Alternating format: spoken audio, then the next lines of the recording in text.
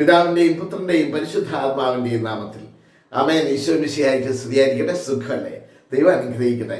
പ്രിയപ്പെട്ടവരെ, വളരെ സുന്ദരമായ മറ്റൊരു പ്രഭാതം ദൈവം ദാനമായി തന്നിട്ടുണ്ട്. നല്ലൊരു ദിവസമാണ്. ദൈവം നിങ്ങളെ ഈ ദിവസത്തിൽ എല്ലാവിധ അനുഗ്രഹങ്ങളും കൊണ്ട് നിറയ്ക്കട്ടെ എന്ന് പ്രത്യേകമായി പ്രാർത്ഥിച്ചുകൊണ്ട് ഇന്ന് ജൂലൈ മാസം 21 തീയതിയാണ്. പഠിക്കുന്ന തിരുവചനം പത്രോസ്ലീഹായുടെ 1-ാം ലേഖനം 1-ാം അധ്യായം 13-ാമത്തെ തിരുവചനമാണ്. The first letter of Saint Peter, chapter 1, verse 13. നല്ല ഒരു തിരുവചനമാണ്. നമ്മെ വിശുദ്ധിയിലേക്ക്, അതായത് നമുക്കറിയാം ദൈവത്തിൻ്റെ ദാനമാണ്. കൃപ എന്ന് പറയുന്നത് ദൈവത്തിൻ്റെ ദാനമാണ്, അല്ലേ? ദൈവകൃപ ദൈവത്തിൻ്റെ ദാനമാണ്. നമുക്കൊരു കൃപ ലഭിക്കുന്നത് ദൈവം ദാനമായി തന്നാലല്ലാതെ നമുക്കത് സാധ്യമല്ല. അപ്പോൾ അതിനെക്കുറിച്ച് പറയുന്ന ഒരു നല്ല തിരുവചനമാണ്. വചനം ഇതാണ്: നിങ്ങൾ മാനസികമായി ഒരുങ്ങി ചിത്തതയുള്ളവരായിരിക്കുവിൻ.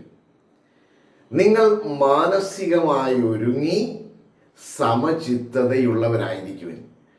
യേശുക്രിസ്തുവിൻ്റെ പ്രത്യാഗമനത്തിൽ നിങ്ങൾക്ക് ലഭിക്കാനിരിക്കുന്ന കൃപയിൽ പ്രത്യാശയർപ്പിക്കുകയും ചെയ്യുവിൻ. ഈ വചനം ഇങ്ങനെ ആവർത്തിച്ച് പഠിക്കുമ്പോൾ നമ്മുടെ മനസ്സിലേക്ക് ആ വചനം പതിയും. നിങ്ങൾ മാനസികമായി ഒരുങ്ങി സമചിത്തതയുള്ളവരായിരിക്കുവിൻ. യേശുക്രിസ്തുവിൻ്റെ പ്രത്യാഗമനത്തിൽ നിങ്ങൾക്ക് ലഭിക്കാനിരിക്കുന്ന കൃപയിൽ പ്രത്യാശയർപ്പിക്കുകയും ചെയ്യുവിൻ. Prepare your minds for action. Prepare your minds for action. Discipline yourselves. Set all your hope on the grace that Jesus Christ will bring you when He is revealed. Prepare your minds for action. Discipline yourselves.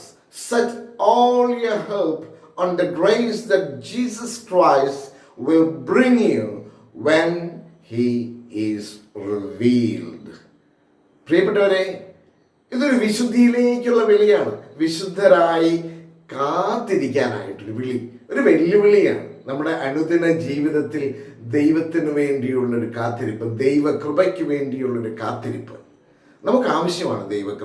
ദൈവകൃപ ഇല്ലാതെ നമുക്ക് നന്നായി ജീവിക്കാനായിട്ട്, ഈശോയോട് ചേർന്ന് ജീവിക്കാൻ സാധിക്കില്ല. പ്രിയപ്പെട്ടവരെ, ദൈവം തരുന്ന ഈ കൃപയ്ക്ക് വേണ്ടി, യേശുവിൻ്റെ പ്രത്യാഗമനത്തിൽ നിങ്ങൾക്ക് ലഭിക്കാനിരിക്കുന്ന കൃപ എന്നാണ് വചനം പറയുന്നത്. അനുദിന ജീവിതത്തിൽ നമ്മെ തന്നെ വിശുദ്ധീകരിച്ച്, നമ്മുടെയൊക്കെ ലക്ഷ്യം എന്താ? സ്വർഗം. നമ്മുടെ ലക്ഷ്യം സ്വർഗമാണ്, നിത്യജീവൻ. ആ നിത്യജീവിതത്തിലേക്ക് ദൈവകൃപയിൽ നിറഞ്ഞവരായി മുന്നോട്ട് പോകാനായിട്ടൊരു ആഗ്രഹം നമുക്കുണ്ടാകട്ടെ. ദൈവം നിങ്ങളെ സമൃദ്ധമായിട്ട് അനുഗ്രഹിക്കട്ടെ എന്ന് പ്രാർത്ഥിക്കുന്നു. ആമേൻ.